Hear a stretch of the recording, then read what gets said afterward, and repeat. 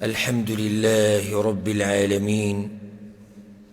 والصلاة والسلام على أشرف الأنبياء والمرسلين نبينا محمد وعلى آله وصحبه أجمعين. أما بعد، دا امام بخاری رحمه الله پدی مبارک کتاب کے دا کتاب الرقاق پبارک زمانگ خبری وی، آغا خبری چی باغی سر زلون نرمیگی داغی بیان روانو دا اللہ پا توفیق سر، او دا پاغا مبارک سلسلہ کے اتم نمبر درس دے، واللہ سبحانہ وتعالی دی زمانگ دا زلون پا حقیقی معنو سر نرم کی، واللہ سبحانہ وتعالی دی زمانگ دا زلون مائل کی دا قرآن و دا حدیث طرف تا، واللہ دی منگ سر دا خیرت سوچ پیدا کی. پا آخرینی درس کی یو خدا کا باب پا بارکی خبر شیئے چی پیغمبر صلی اللہ علیہ وسلم وی زمان دا ند خوخا چی ما سر دی دا احد غرم رسری او دریو رزی تیری شو دا دی ما سر پراتی. بیا باب روڑا باب الغینا غینا النفس، اصل مالداری کم دا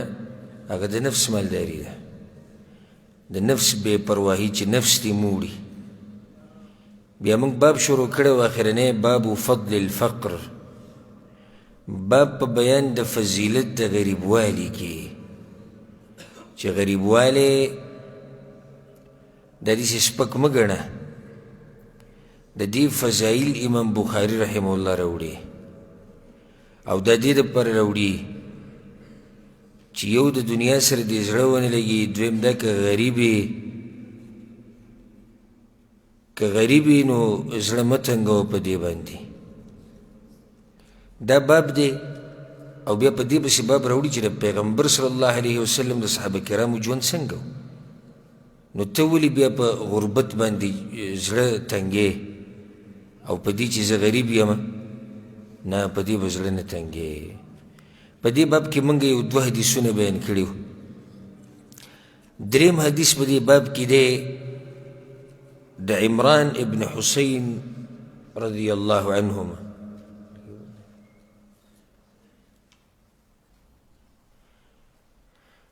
دریم حدیث پا دی باب کی دے دا عمران ابن حسین، دی طرف تا گو رہے سکتا خبر نو کنا کتا حدیث ہو اس نو. دریم حدیث دا عمران ابن حسین رضی اللہ عنہما دی. پیغمبر صلی اللہ علیہ وسلم وی اطلعت فی الجنہ، جنت ورخکارشما اللہ تورخکارکو، فرأيت أكثر أهلها الفقراء، نو أكثر الجنتيان من غريبانان وليدو. واطلعت في النار أو جهنم تورخكارش من، فرأيت أكثر أهلها النساء، نو بجهنم كي بيزنان ديري. هم دا غزي پوری راوڑے دا حدیث دکی چی مقصدی خبر دی که دا چی پا جنت کی اکثر خلق سوک دی، اکثر غریبانان دی. نو تا تداوی چی پا غربت بانی زرمتنگو، بل غریب تا و غربت تا پسپک نظر مگورا. تیرشوی درس که منگ دا خبر کردیو چی باز خلق کوئی دا غریبی دی مخورکشی، غریبی دی تباشی، دا قسم خبری ناروا دی. بیا منگا که حدیث ذکر کردو کنه با دی باب که اورنه چی دو کسان دا پیغمبر مخی تا تیر شو. کم کمو یو مالدار و دویم غریبو. پیغمبر صلی اللہ علیہ وسلم وی دا دی مالدارن چی دا طول دنیا ڈکا کی کنا، نو بیتیم دا غریب ورده.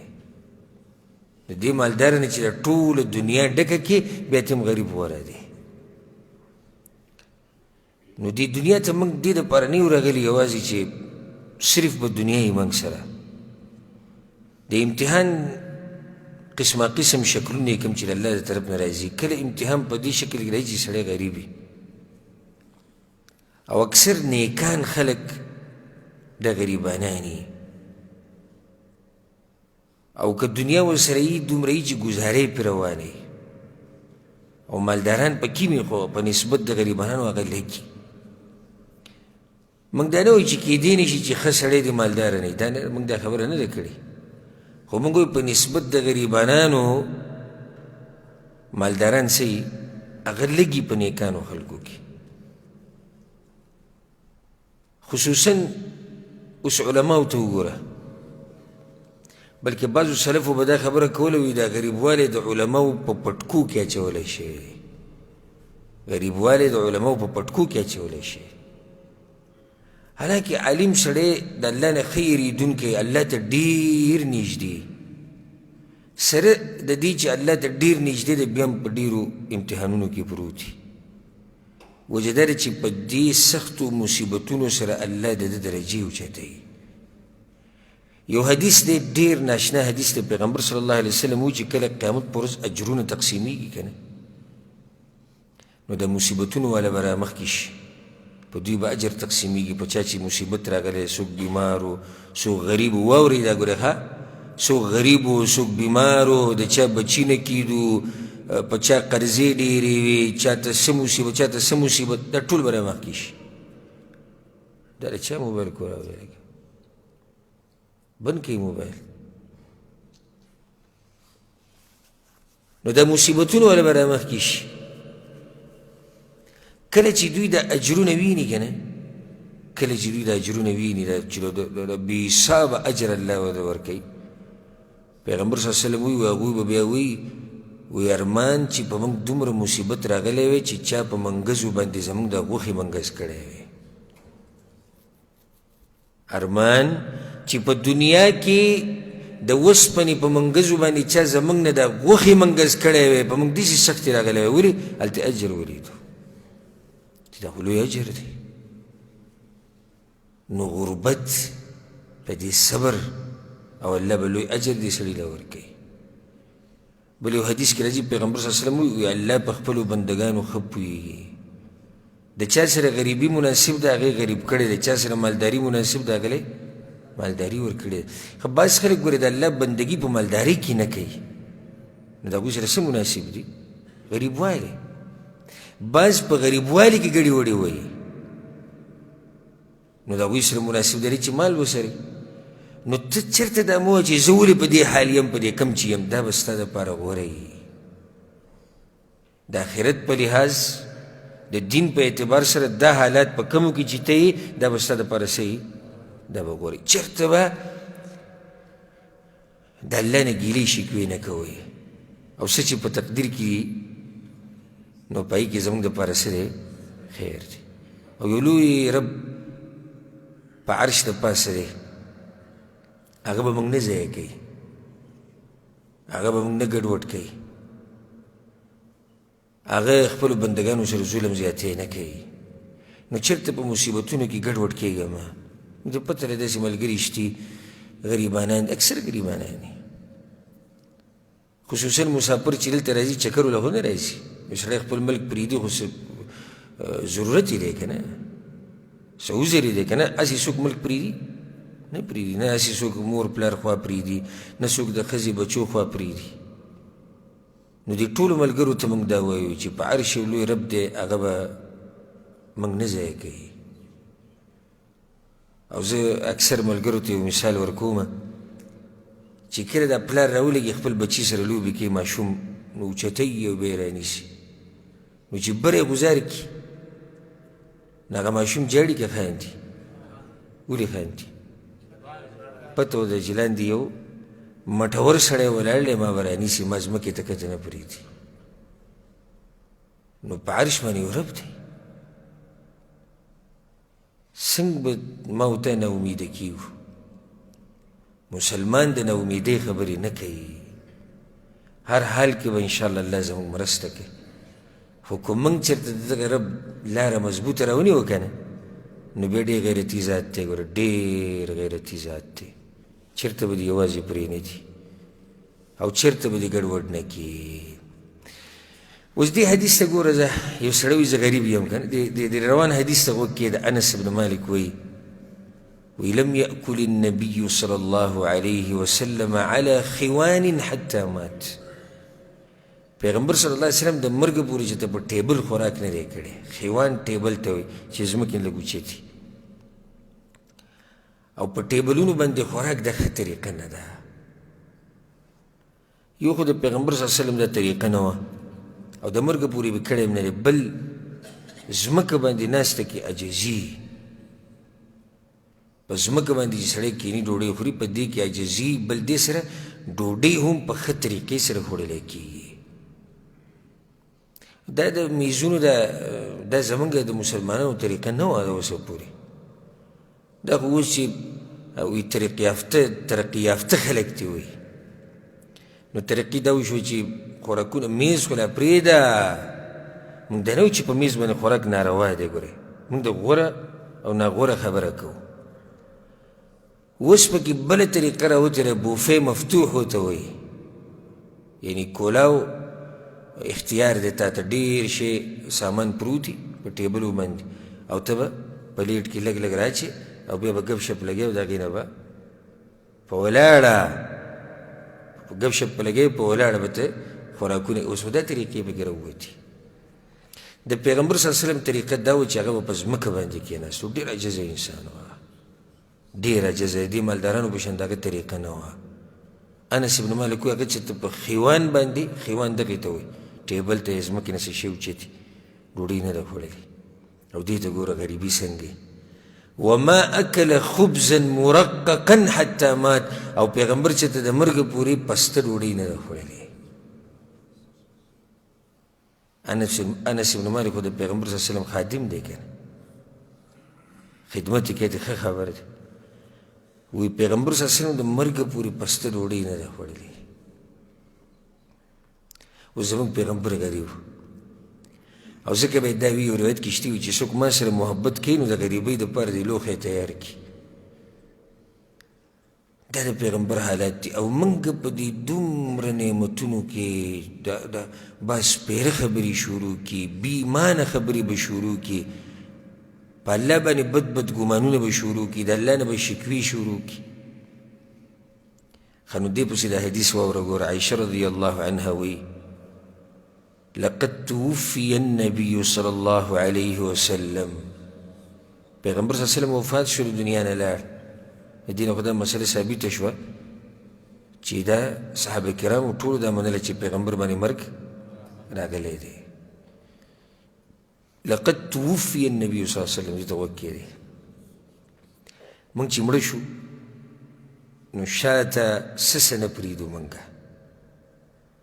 بعضو بنګلې جوړې کړي دي، بنګلې.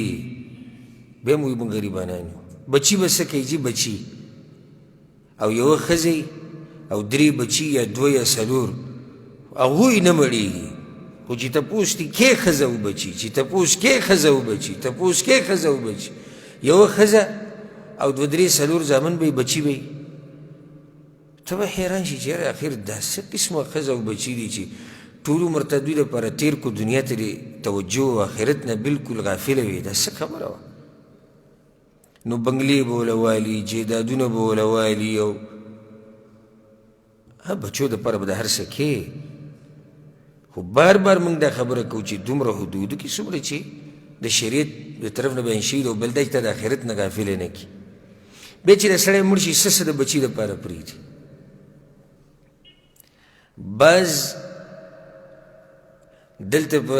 سعودي کې بیا ناست دی ته هغه تنظیم کې نوم لیکلی وي، که چې ته مړ شم هغه پیسې راوځي. دې دوه هفتې مخکې یو ملګري ما ته قصه کوله. وی زموږ یو کلیوال لاړ کلي ته، سپین ږیری و مشر سړی. وی کلي ته لاړ، وی خلکو ورته وی ملګرو ورته وی چې شکر دی چې لکه ژوندی الله راوستی او لکه دا هم د الله یو رحمت دی. وی خفه و، وی چې زما د بچو دومره قسمت کم ځای کې دی چې زه یې مړ راوړی. دقه شی هغه ملګري مونږ ته وی زما د بچو دومره لوی قسمت کم ځای کې دی چې زه یې مړ راوړی.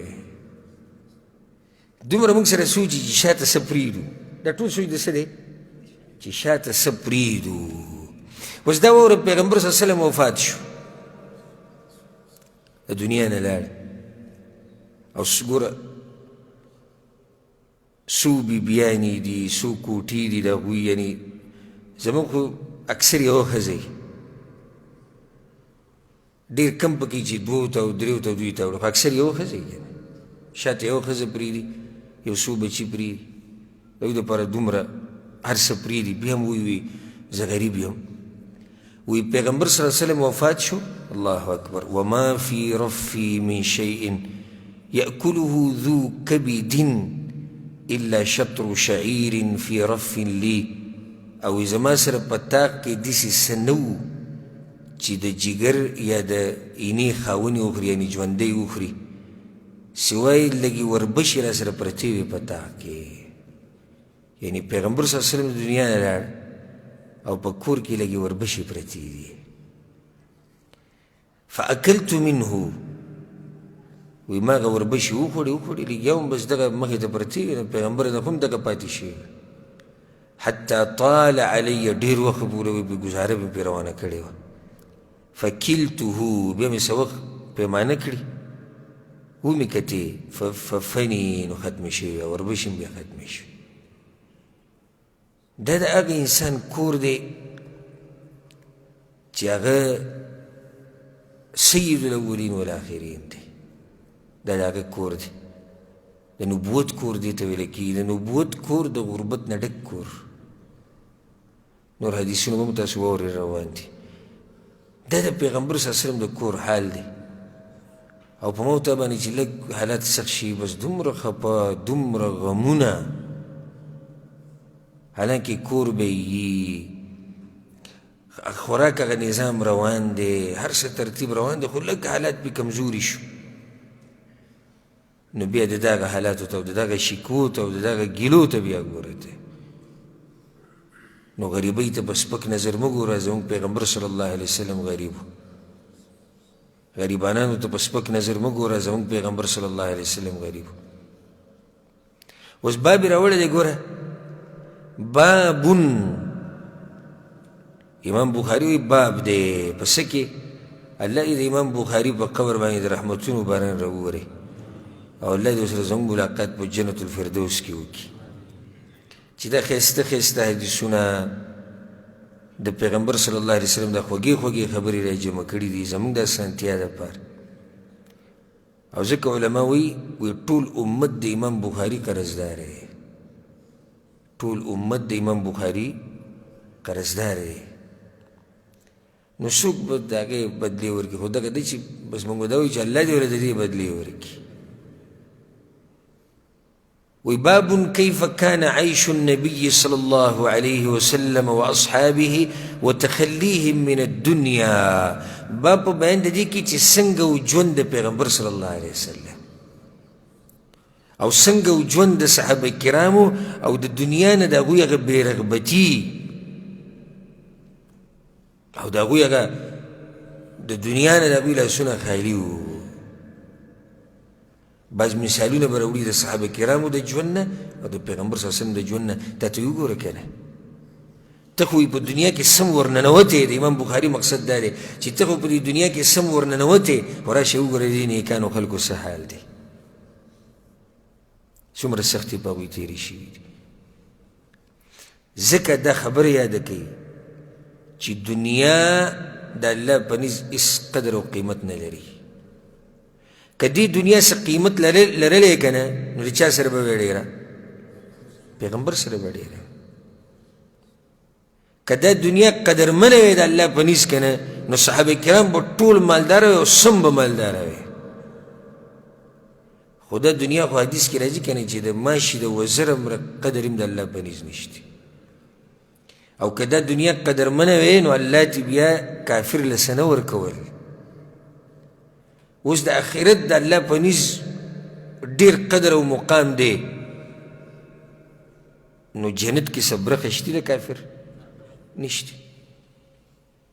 هر چې دنیا ده نو کافر پکې هم لګیا دی مسلمان هم لګیا دی ټول الله ورکوي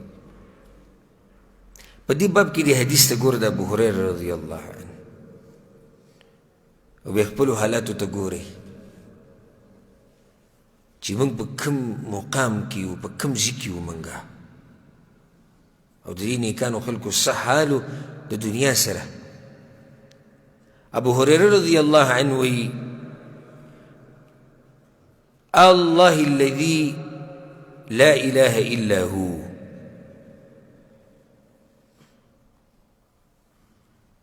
پاک الله قسم خورم چې د هغه نه علاوه بل څوک د عبادت حقدار نشته. ان كنت لاعتمد بكبدي على الارض من الجوع، وی کله کله په ما باندې لوږه دومره ډېره شوه چې زه په ځمکه باندې پړ مخې پرېوت. دا قسم خوري ښه، یا والله الذي لا اله الا هو.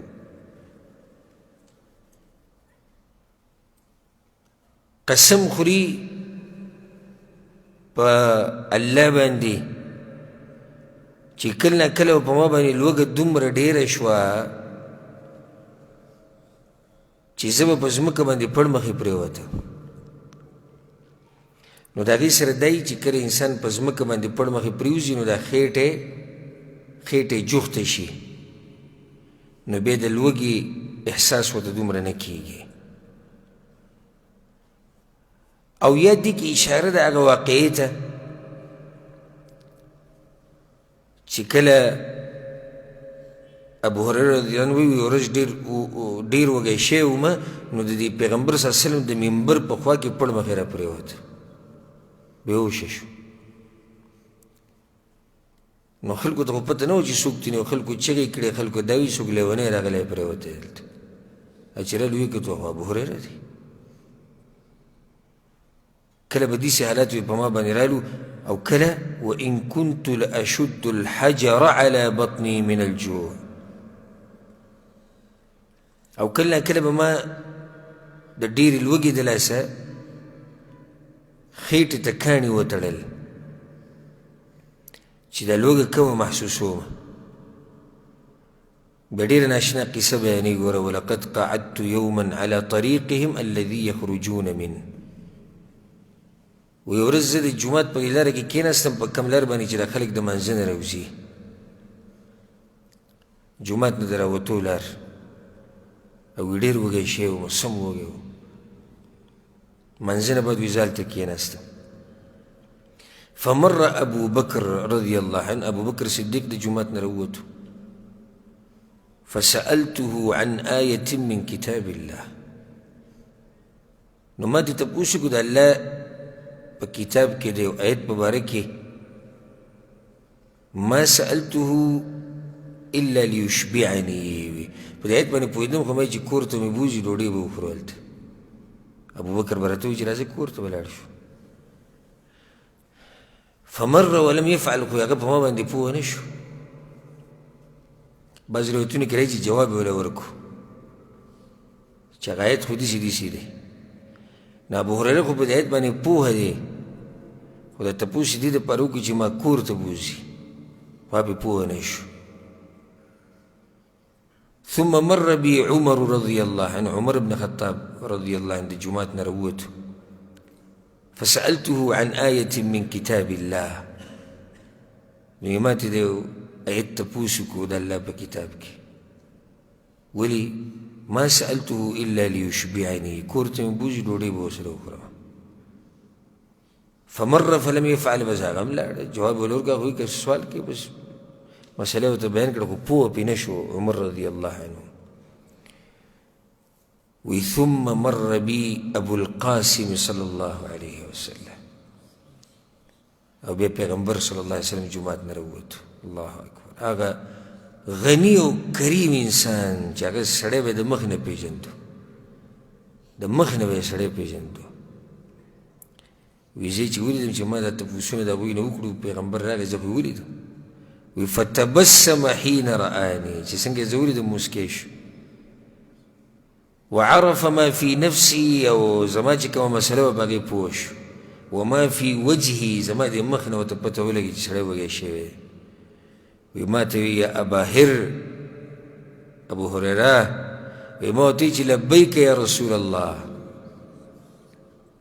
ای د الله رسول زه حاضر یم. قال الحق، وی راځه کور ته راځه. الله اکبر. دا په خپل هم غریب دی پیغمبر صلی الله علیه وسلم، خو په غربت کې چې غني کنه د بیا بل شان مالداري ده. ما په دې باندې خبره کړې وه همدې درسونو کې، په غربت کې چې سړی مالدار وي. وی ما ته وایي چې راځه راځه ومضى، وی هغه روان شو، فتبعتو، زه پسې شاته روان. کور ته پیغمبر صلی الله علیه وسلم ورننوتو، بیا ما اجازت وغوښتو، فاذن لي، نو ما له اجازت راکړو چې راځه. بس موږ ورننوتو، وی فوجد لبنا في قدح، چا چېرته لوښي کې پی رالیږلي وو. دا اوس دومره غني انسان دی زموږ پیغمبر صلی الله علیه وسلم، ده په شان انسان به کوم ځای کې پیدا کړي چې په خپل دغه په کور کې څه نشته، خو دا چا رالیږلي دي. وی کور ته آواز وکړي چې من این هذا اللبن، دا پی کوم ځای کې وو؟ دا خو نه و کور کې، یعنې چې زه جومات ته تلم خو څه نه و. وی یا رسول الله اهداه لك فلان، هغه پلاني رالیږلي دي، وی هدیه ده. پیغمبر صلی الله علیه وسلم ته زما له طرف نه هدیه شو، یا پلانۍ راوي وي یا پلانۍ، یا یې زنانه یاده کړه څوک. وی ما ته وایي چې ابا هريره وی ما چې حاضر یم یا رسول الله، لبیک یا رسول الله. قال الحق الى اهل الصفه، صفه ولا پسې لاړ شه، فادعوهم لي، هغه ټول راوبله. څومره غني انسان دی. اوس ګوره که د پیو د یوې کټوۍ ته څومره قوم را جمع کوي. او زمونږ د بعضو حالات چې ویني، که په میاشت کې پې میلمه پېښ شي نو د غریب حالات ټول ګډوډي. صفه والا راوله، صفه والا څوک وو؟ دا غریبانان وو. دا غریبانانو دوی به اوسېدو مسجد نبوي کې پراته ولته دین طالبانو. مسجد نبوي دا اخرنۍ حصه چې و شاته، په دې کې دوی دپاره یو ځای جوړ شوی او غټ غټ صحابه کرام به ګوره هلته پراته وو. په دغه اهل صفه والا کې غټ غټ صحابه کرام، او کوم چې مالدار صحابه کرام وو نو هغوی به ډوډۍ رالیږلې دوی له. دوی له به کپړې اخېستې، دوی له به یې سامانونه اخېستو، کجورې به یې راوړي، چا به څه راوړي چا به څه راوړو. او دا د دین د طالبان پراته وو، دیني مې زده کوو، بس ډډې لګولې وې هلته. داسې قرباني والا خلک وو. نو موږ په ورځ کې او په 2 ورځو کې او په هفته کې ګنټه او 40 منټه او 50 منټه څوک راته وایي دین دپاره، نو زموږ طبیعت ګډوډ شي. او دا اهل صفه دوی پراته وو مکمل دین ته. وی ما ته وایي چې صفه والا راوله. ابو هریره وایي و اهل الصفة اضیاف الاسلام، او صفې والا دا خو د اسلام میلمانه وو، د اسلام میلمانه وو. لا يأوون إلى أهل ولا مال ولا على أحد. نو د هغوی سره نه اهل و، دلته یعنې مدینه کې د هغوی سره به خپل خپلوان نه، خو دغه ځای کې پراته وو. مال به ورسره نه و، نه به یې څوک وو. نو پیغمبر پسې چې به کله صدقه راله، اذا اتته صدقه بعث بها الیه، څه صدقه به راله پیغمبر صلی الله علیه وسلم به هغوی له ورکړه، او په خپله به یې د صدقې نه څه نه اخېستو. او که چېرته هدیه به راله نو هغوی له به یې تم ولېږله، ځان له به یې تم واخېسته، یا هغوی به ځان سره پکې شریک کړو. وی کله چې پیغمبر ما ته وایي چې لاړ شه دغه والا راوړه صفه والا. اوس ابو هریره خو سم وږی دی، سم وږی شوی دی. وی چې فساءني ذلك، دا خبره راباندې ښه ونه لګېده. ولې؟ وما هذا اللبن في اهل الصفه، نو صفې والا ته به دا پی ټینګ شي، لږ غونته کې پی دی، او صفې والا خو ډېر ښه خلک دي، ولته زه م وږی یم. كنت أحق أنا أن أصيب من هذا اللبن شربة أتقوى بها.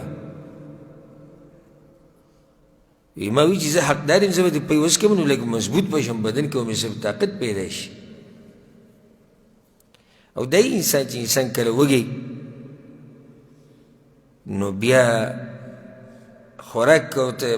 لګي که ډېرې، خو ده ته لږ ښکاري په اوله کې.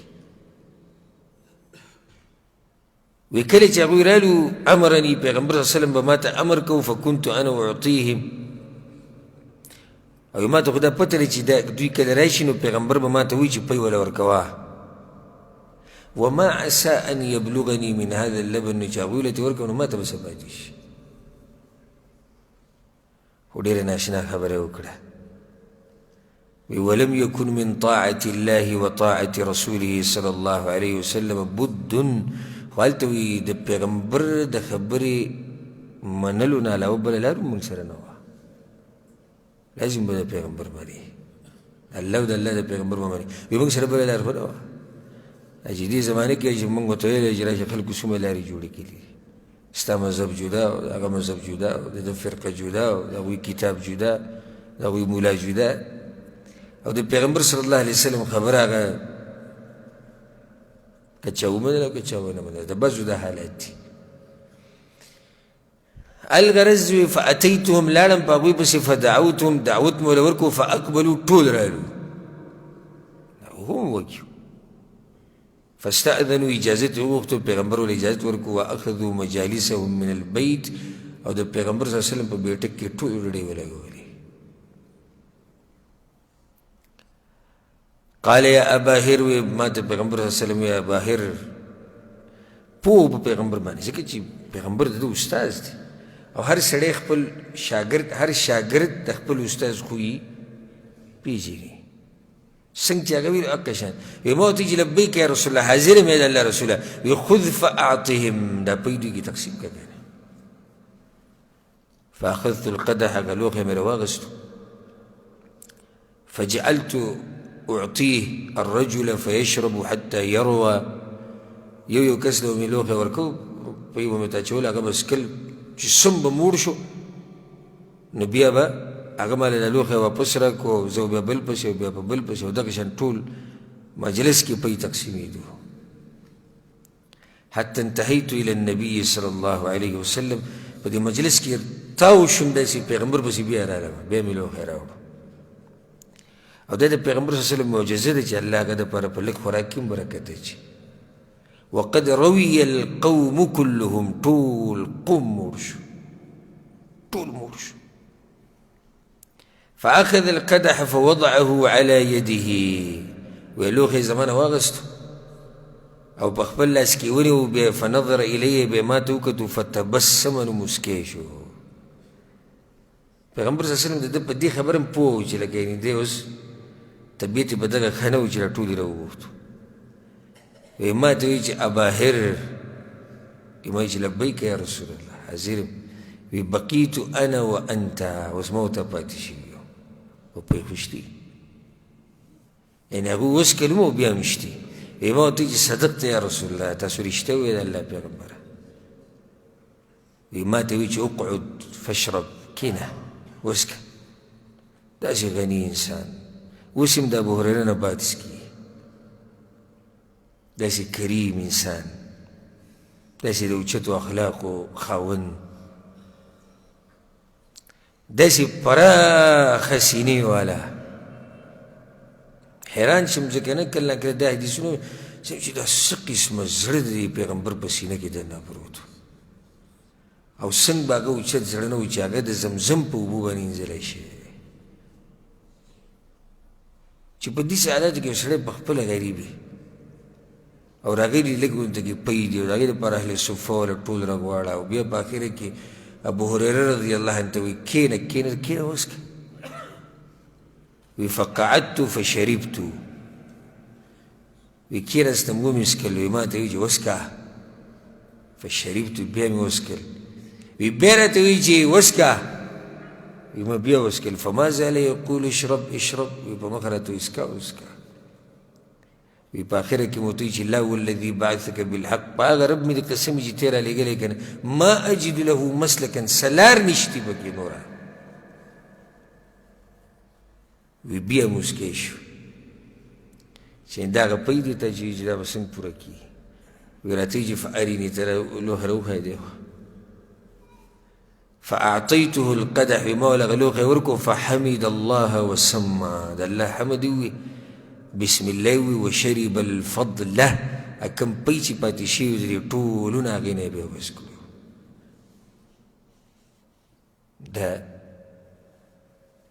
د ابو هریره رضی الله عنه حال دی چې دا د اسلام یو لوی شخصیت دی. موږ بر د نصیحتونه کوو تاسو ته او دې ملګرو ته ټولو ته چې دا دین زده کړئ بس یاره وایي دا زمونږ مزدوري او زمونږ کار او زمونږ دا داسې غربت په چا دی لکه څنګه چې په ابو هریره و تاسو کم یو بېهوشه شوی لوګی لاسه کم یو دومره وږی شوی دی چې جومات نه بهر ولاړ دی او چې څوک مبوځي ډوډۍ له کم یو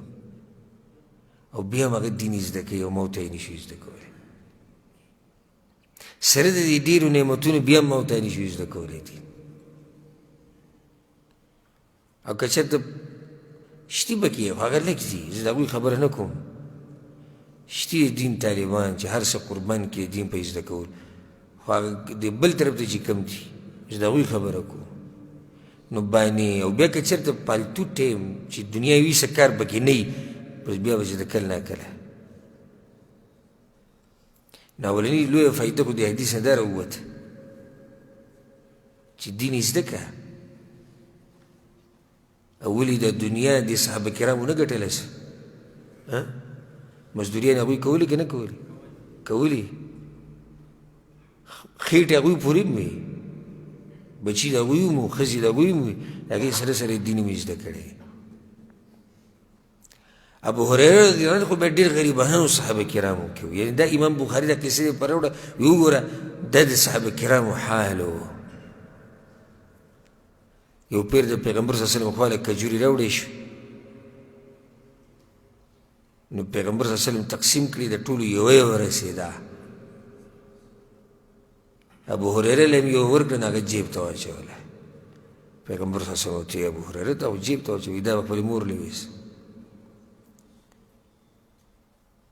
دا به هغې له ویسم هغه به وخوري پیغمبر صلی الله علیه وسلم ورته ته وګوره ستا مور له بله ورکړو یو سړی دومره د غربت په حالت کې دین زده کولی شي او بیا داسې نه زده کوي که نه هغه صحابي چې د پیغمبر نه یې د ټولو نه زیات حدیثونه را نقل کړي هغه ابو هریره رضی الله عنه ځکه پیغمبر صلی الله علیه وسلم دته په ډېرو ځایونو کې دعاګانې هم کړي دي هرسناک په دین باندې ډېر ګوره دا د صحابه کرامو حال و نو که په تا باندې غربت راشي ولې زړه تنګ یې که ما او تا چېرته لږه کمزوري وخورو موږ باندې خو داسې حالات نه دي راغلي الحمدلله چې سره ته بلکل نه دي میلاو شوي که نه راغلي خو داسې حالات راتلی شي چې لږه کمزوري وخورو لږه کمزوري وخورو نو بیا ولې ځمکه او اسمان یو کې او دا شکوې شکایتونه بس پکې الله نه مرور شي الله نه مرور شي بس نو د صحابه کرامو په حال کې سوچ کول بل د پښتنو د عوامو دا خبره وایي چې ده به ګوره کوم عمل د الله خوښ شوی چې دومره مال یې وله ورکړو وایي که نه وایي داسې نو بیا خو معنه دا شو چې صحابه کرام والعیاذ بالله یو عمل هم د الله نه وخوښ دغه چې غریبانان و اکثر نو دا غربت او مالداري ګوره د ایمان او بېایمانۍ سره تعلق نه ساتي ګوره ابو هریره رضی الله عنه جنتي انسان او دی د غربت حال نو اوس د دویم حدیث کې واوره د سعد بن ابي وقاص رضی الله عنه سعد رضی الله عنه وایي مشهور صحابي دی او ما د ده سیرت بیان کړی یم دی ځان له واورئ چېرته او دی په هغه لسو کسانو کې دی چې په یو حدیث کې ورته پیغمبر صلی الله علیه وسلم ټولو ته د جنت ځای ورکړی یو پکې سعد رضی الله عنه مشهور مجاهد او شهسوار او مشهور صحابي چې ماشومان یې هم پیژني وایي چې اني لاول العرب رمى بسهم في سبيل الله په عربو کې اولنی کس چې د الله په لار کې غشه ویشتی د هغه زه ومه په دې خبرې وضاحت موږ په سیرت کې کړی دا اولنی انسان دی چې د الله په لار کې په جهاد کې غشه ویشتی دی هغه سعد رضی الله عنه ورأيتنا نغزو وما لنا طعام إلا ورق الحبلة وهذا السمر او موږ به د پیغمبر سره غذاګانې کولې موږ به د پیغمبر سره جهادونو کې شریک کېدو او خوراک بنو نو موږ به د کیکر پاڼې خوړې او یا په دې شړو کې په دې میرو کې چې د کمې ونې د دې نه به م پاڼې شو کولې دا به م خوړې وإن أحدنا لیضع کما تضع الشاه ما له خلط بیا چې به کله منګه ډکه او دسماتې کوو نو هغه به موږ داسې کوو لکه څنګه چې دا ګړي بیزې پچې کوي دغه شان وچ ولې ځکه چې هلته به خوړلي څه هېڅ نو خو پاڼې به خوړلې وې ثم أصبحت بنو أسد تعزرني على الإسلام وسوي بنو أسد قبيلة راولګېده په ما باندې عیبونه لګېږي د اسلام په باره کې خبت اذن وضل سعي نو بیا خو زه ډېر بدبخته یم بیا خو زما دا محنتونه ټول ضایع شو د دې څه قصه د بنو اسد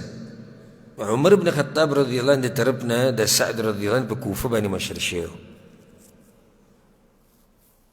نو دی یو خاندانو بنو اسد په هغوی کې بعضو کسانو شکایت وکړو عمر بن خطاب ته چې دی زموږ دپاره مونځ صحیح نه کوي او عدل او انصاف نه کوي او دی جهادونو دپاره ترتیب نه جوړي ټول بهتانونه یې پرې ولګول نو خفه شو سعد رضی الله عنه وایي چې زه صحیح مونځ نه کوم معنه دا شو زه صحیح مونځ نه کوم زه جهادون له نظم زه عدل و انصاف نه کوم او موږ هغه خلک یو چې په هغه وخت کې موږ د پیغمبر سره ملګري وو چې د خوراک څه وم نه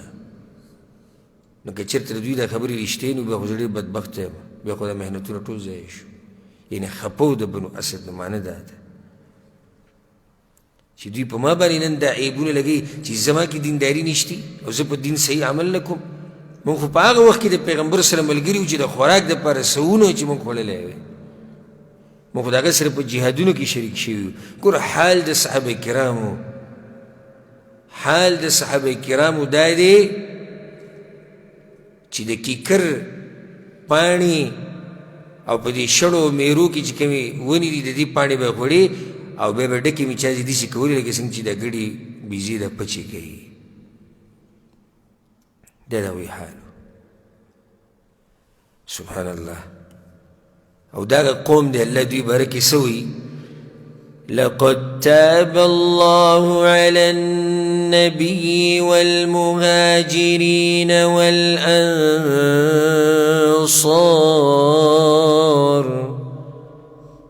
الله به مهرباني کړې ده ما توبه قبوله کړې ده د انصارو د مهاجرینو دا ټول ما بخښلي دي لقد رضي الله عن المؤمنين إذ يبايعونك تحت الشجرة الله يزيد هغه مؤمنان راضي یم چې تاسو سره بیعتونه کول د ونې لاندې دا هغه مؤمنان دي چې الله ترې راضي دی او دا د هغوی حال دی دا د هغوی خوراک دی نو په دې دنیا به څه اعتماد وکړي او که موږ ته لږه کمه میلاو شي نو ولې دومره خفګان یو نه اصل ځای زموږ کم یو دی آخرت ته هلته به انشاءالله هر څه الله راکړي د نعمتونه د مزې د چرچې د خوشحالیانې هر څه به هلته وي دنیا خو د سختو ځای دی که نه پیغمبر صلی الله علیه وسلم باندې څومره سختي تېرې شوي دي څومره سختي موږ سیرت بیان کړی ده په آخرني مراحلو کې تاسو هغه سیرت خو واورئ که نه چې پیغمبر صلی الله علیه وسلم اولنی ورځ چې دعوت یې شروع کړی ده او د پیغمبر صلی الله علیه وسلم د وفات کېدو پورې څومره سختې به هغه تېرې شوي ټولې سختې او سختې او کله چې به د زنکدن دا سخته وه نو هغه بیا داسې سخته چې عایشه رضی الله عنها وایي داسې سخته خو به پیغمبر د سره نه وه راغلې نو فاطمې څه ووایي وا کربابته هلې وي زما په پلار باندې سخته ده زنکدن کې پیغمبر صلی الله علیه وسلم ورته لیس علی ابیکی کرب بعد اليوم لور مخه پکې د نن نه بعد به ستا په پلار باندې سختي نه وي نو په موږ باندې به انشاءالله په آخرت کې سختي نه وي مؤمن ته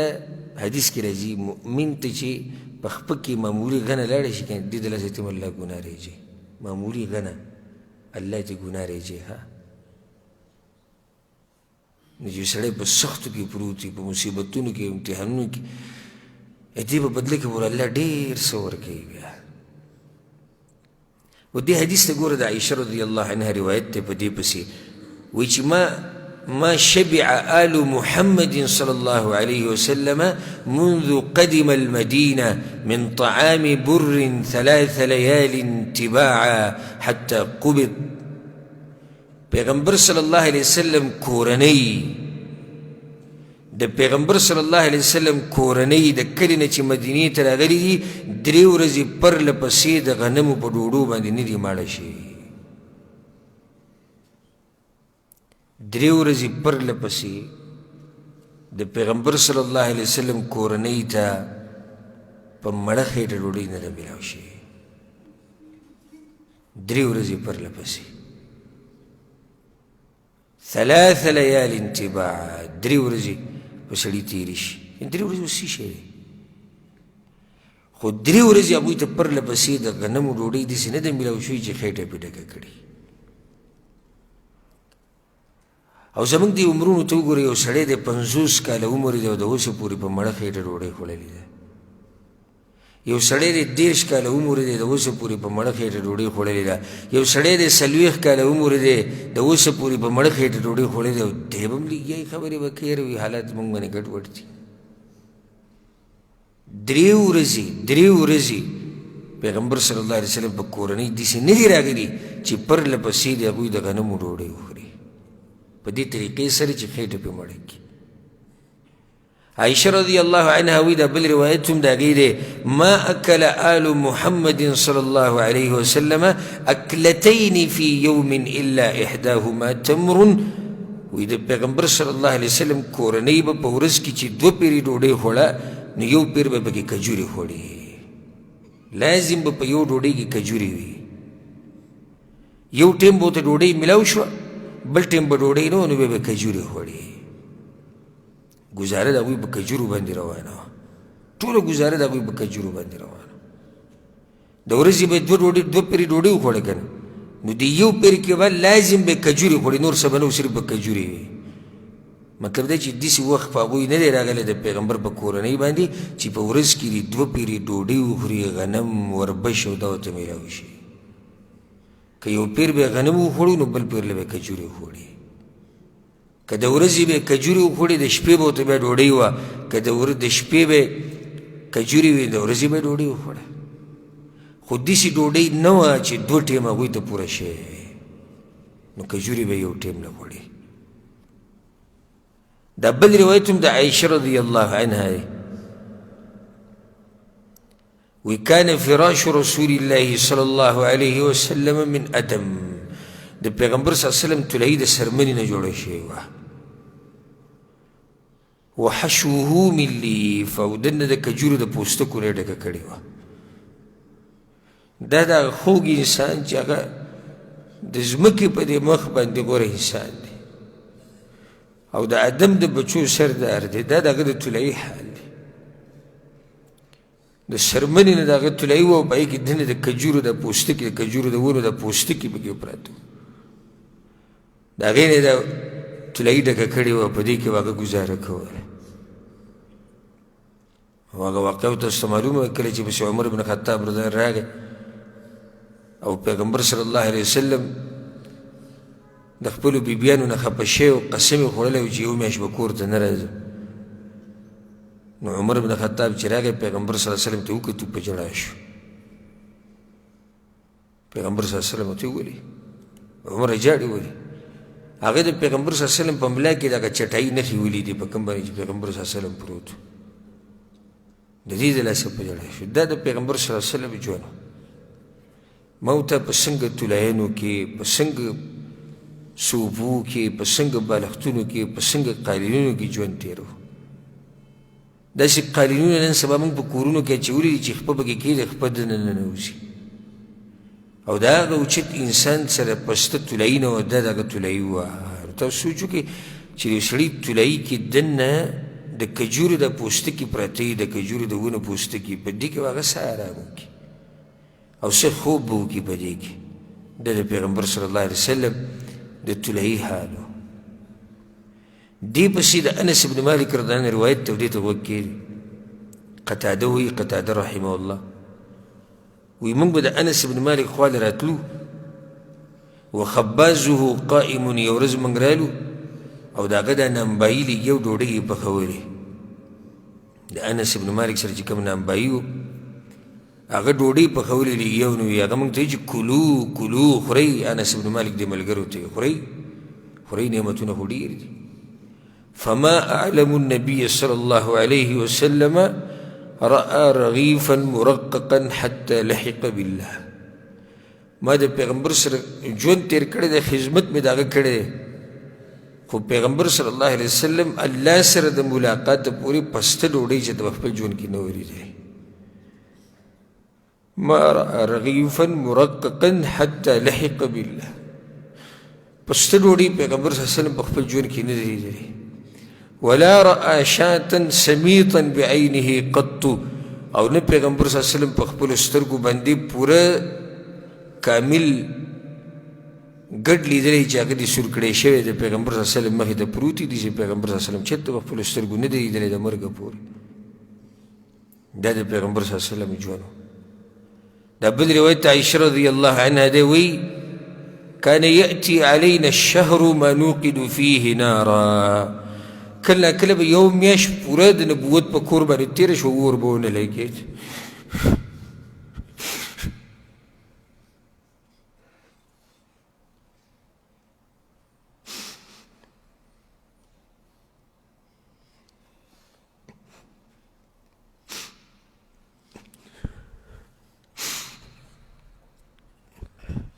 كان يأتي علينا الشهر ما نوقد فيه نارا. كلنا كلمة يوم يش پورت تیره شو بنکور کی بور نو لگیدل.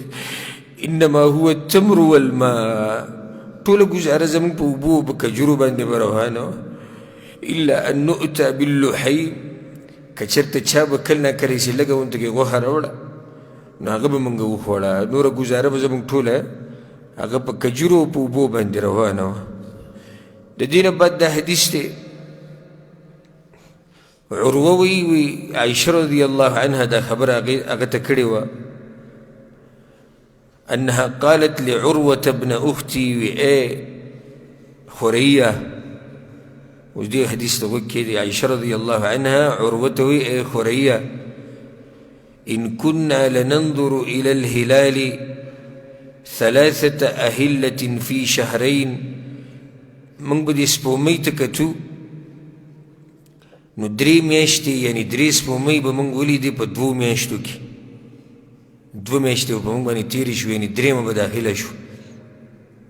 اوس که سړی سوال وکړي چې په 2 میاشتو کې 3 میاشتې څنګه ییني، 3 پیرې سپومۍ څنګه ییني؟ سپومۍ خو میاشت کې یو پیر راخیږي که نه، په اوله کې راوخیږي خلکو دا 2 میاشتې. عایشه رضی الله عنها وایي موږ خو به دا میاشتې 3 میاشتې په 2 کې لیدې. نو د هغې داسې معنی دا ده چې اولنۍ سپومۍ خو به ولیده د اولنۍ میاشت په اوله کې، بیا به د 2 میاشتې په اوله کې سپومۍ ولیده د دغې میاشتې، او بیا د دغې میاشتې په اخره کې به یې د 3مې میاشتې سپومۍ ولیده. نو دا په 2 کې څو سپومۍ شوې؟ څو میاشتې شوې؟ 3 شوې. یعنې په موږ باندې به 3 میاشتې تېرې شوې، 3 میاشتې به پکې راوختې. وما اوقدت في ابيات رسول الله صلى الله عليه وسلم نار. او د پیغمبر صلی الله علیه وسلم د بیبیانو په کوټو کې په یو کوټه کې به مو اور نه و لګېدلی. 2 میاشتې 3 میاشتې به تېرې شوې او د پیغمبر صلی الله علیه وسلم په کوټو کې به اور نه بلېدو. عروه ته ما کان یعیشکم، نو تاسو له ژوند پسې تېرو. ورته یې خوريه الاسودان التمر والماء.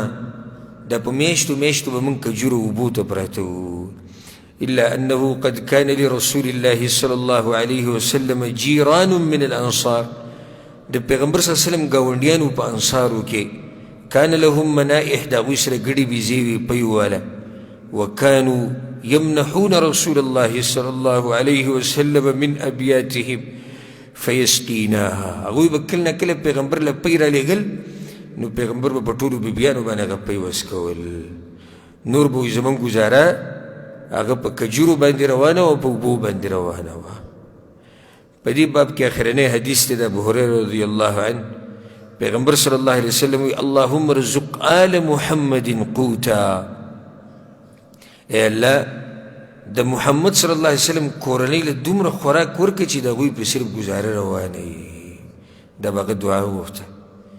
دنیا نه بې رغبته انسان، یا الله صرف دومره دنیا روانه دومره دنیا راکړه چې هغه د دوی قوت شي، دومره خوراک راکړه چې دوی پې ګزاره کوي. بس دا د پیغمبر صلی الله علیه وسلم ژوند، دا د صحابه کرامو ژوند، دا د هغوی د غربت حالاتو. امام بخاري رحمه الله دا باب راوړی دی دپاره دی او دا حدیثونه تا ته دا وایي چې دنیا د زړونو د لګولو ځای نه دی. دنیا وقتي طور ژوند پکې موږ تېرو، دلته زړه مه لګوه.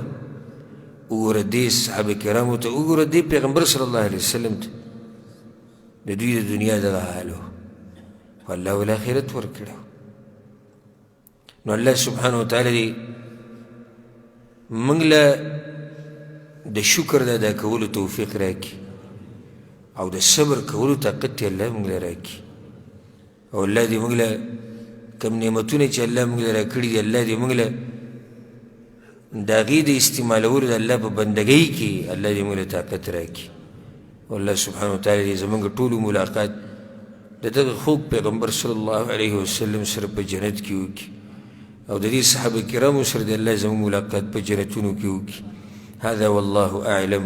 وصلى الله وسلم على نبينا محمد وعلى آله وصحبه أجمعين.